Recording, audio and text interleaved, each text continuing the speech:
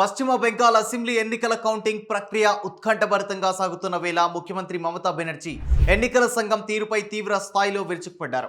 లెక్కింపులో అక్రమాలకు పాల్పడుతున్నారని, కావాలని తప్పుడు లెక్కలు చెబుతున్నారని ఆమె సంచలన ఆరోపణలు చేశారు.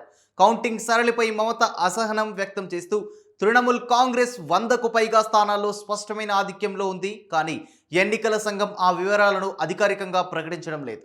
ఈసీ ఇష్టారాజ్యంగా వ్యవహరిస్తోంది అని మండిపడ్డారు.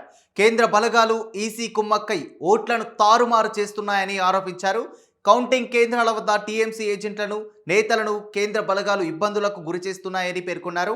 రాష్ట్ర పోలీసులు సైతం కేంద్ర బలగాలకు లొంగిపోయారని, ఇది ప్రజాస్వామ్యానికి గొడ్డలి పెట్టు అని ఆమె వ్యాఖ్యానించారు. ఎస్ఐఆర్ ఆధారంగా ఓట్లు దొంగిలించే కుట్ర జరుగుతోంది. చాలా చోట్ల లెక్కింపును కావాలని నిలిపివేశారు. కార్యకర్తలు ఎవరూ అధైర్యపడొద్దు, మనం పోరాడదాం అని మమత పిలుపునిచ్చారు. ఈ యొక్క అంశంపై మీ యొక్క అభిప్రాయాన్ని కామెంట్ రూపంలో తెలియజేయండి.